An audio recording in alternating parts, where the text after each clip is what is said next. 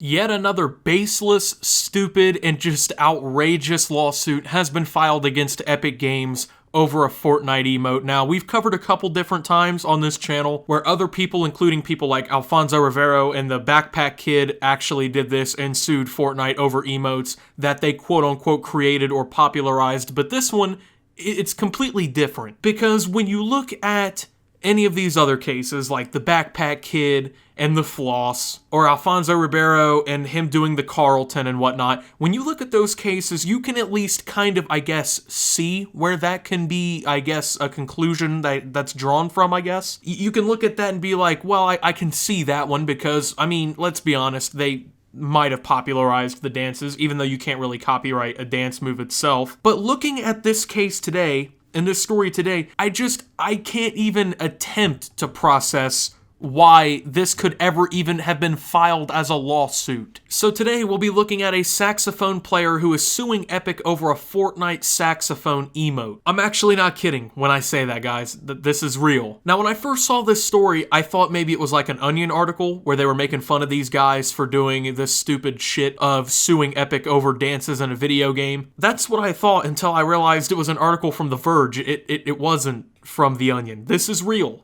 This is actually happening. So, Fortnite creator Epic Games is facing a lawsuit from a New York City-based saxophonist, Leo Pellegrino, who claims the developer has used his likeness without permission when designing a saxophone dance in the game. This lawsuit was filed today in federal court for the Eastern District of Pennsylvania. The emote, called Phone It In, lets a player whip out the brass instrument and play a quick tune while dancing. Pellegrino, best known for his brass house band Too Many Zoos, says that his trademark moves have become inseparable from his persona and his life story, and that Epic had not previously asked for permission to use his likeness or, quote, his signature moves. Now I'm gonna go ahead and give you guys a quick peek at this Phone It In emote, and I want you to tell me, is it possible that this could be done by literally any human of all time? Anyone who knows how to play the saxophone, can they do this move? You go ahead and be the judge, folks. 3, 2, 1, go.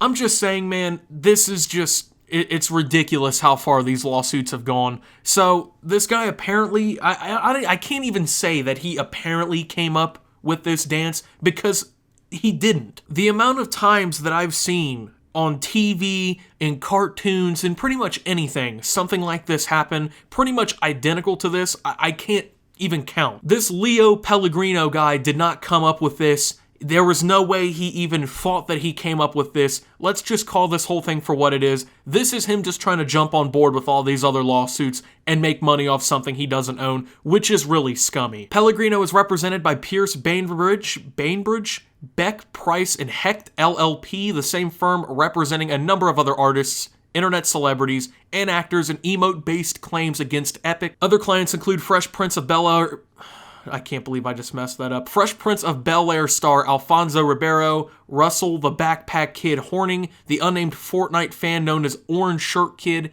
and rappers 2 Milli and Blockboy JB. I didn't even know Blockboy JB was suing them. It doesn't completely shock me that he is, considering, you know, pretty much everyone else is suing Epic at this point. So I do want to go ahead and make something clear here. In this case, Pellegrino is not making a copyright claim over his saxophone dance. He is suing exclusively over misappropriation of likeness. Don't really understand this, considering there's no way that Epic was like, hey, you guys ever heard of that Leo Pellegrino guy that no one's ever heard of? Anyone here heard of him? Everyone's like, oh yeah, I've heard of Leo Pellegrino and his band. They're really famous. Hey, why don't we make an emote basically where we copy his likeness? I mean, come on now.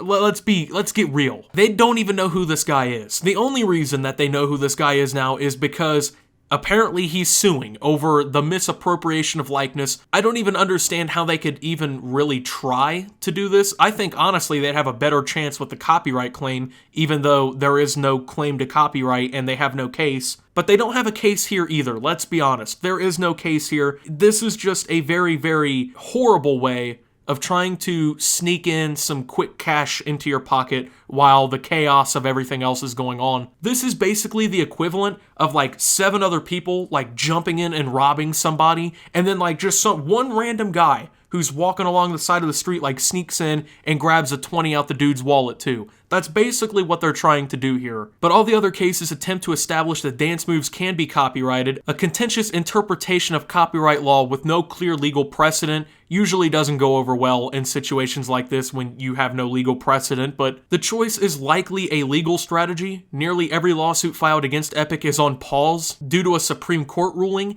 That ruling requires the U.S. Copyright Office to respond before any of the suits can move forward. As a result, Pierce Bainbridge had 5 of its suits temporarily dismissed last month while the firm waits for copyright approval. Since Pellegrino's case relies entirely on likeness rights, it should be unaffected by that pause. I don't think any of these cases should go forward because none of them really make any sense. But like I said, at least with the others you can kind of understand. You can kind of get at least how that could really be drawn together, but even then, like the Supreme Court even ruled on this and made it to where they have to, have the response from the Copyright Office, so I don't see even a 1% chance of any of those cases winning in court. Any judge, any sane judge, I should say, going, you know what, these guys, most of them, if not all of them, didn't actually create the dance. They may have popularized it because of some random TV show or internet video, but I'm now going to completely destroy Epic because they decided to put it into a video game, and no one ever had a problem with it until they realized that the game was worth billions. I just don't see a sane judge ever deciding that they have a case, even a 1% chance, let alone with this case. I don't even see like a 0.00001% chance of this case even getting to the point where they would rule in favor of Pellegrino. At the same time, Fortnite has a long history of drawing off likenesses in pop culture. In late 2017, the game added a skin called the Reaper that was very clearly modeled after Keanu Reeves' persona in the John Wick films. It's also used dances popularized by Snoop Dogg, they spelled it wrong, and Will Smith, as well as actor Donald Faison, whose dance for the sitcom Scrubs became the default Fortnite emote when the Battle Royale variant launched in September of 2017. It's unclear whether Epic purchased any likeness rights for any of these subjects, but in a statement, an Epic spokesperson said the company does not comment on ongoing litigation. Now, let's just call it for what it is. Yes, Fortnite does have this tendency to kind of take pop culture references and turn them into emotes in the game, but that's like 90% of the appeal to these emotes. I mean, let's be honest. I mean, I'm a huge Call of Duty fan too. You look at the Call of Duty Black Ops 4 emotes, they just suck. Okay? They just suck. They're not any fun to look at.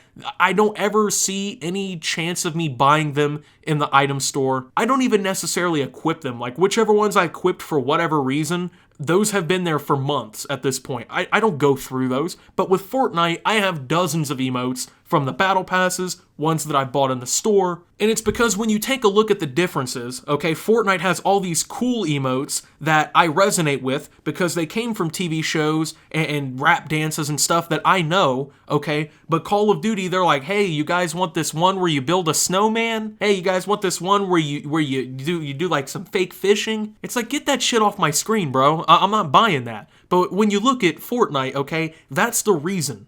Okay, that's the reason why people want them, okay? And I get, yeah, if you are Alfonso Ribeiro and you didn't create the dance and you've admitted in the past that you didn't create the dance, but you realize that millions upon millions of dollars in a check from Epic could be sitting in your mailbox due to some lawsuit that maybe a judge misinterprets, I would, if I were in his situation, honestly, I can't blame him too much, but it's not clear that Fortnite's Phone It In emote is actually copying Pellegrino. Wow, I couldn't tell you guys that. In announcing the suit, they attached a video of him performing live as evidence of the likeness misappropriation. Part of the claim appears to be that Pellegrino uses outward-pointing feet while playing, and that his other signature is his love of putting on energetic performances playing the saxophone. However, one can also make the case that Epic's emote was inspired by a meme known as the Epic Sax Guy, in which Moldovan musician Sergei Stepanov, I think that's how you say it, enthusiastically performs the saxophone while performing the song Runaway for the Eurovision Song Contest in 2010.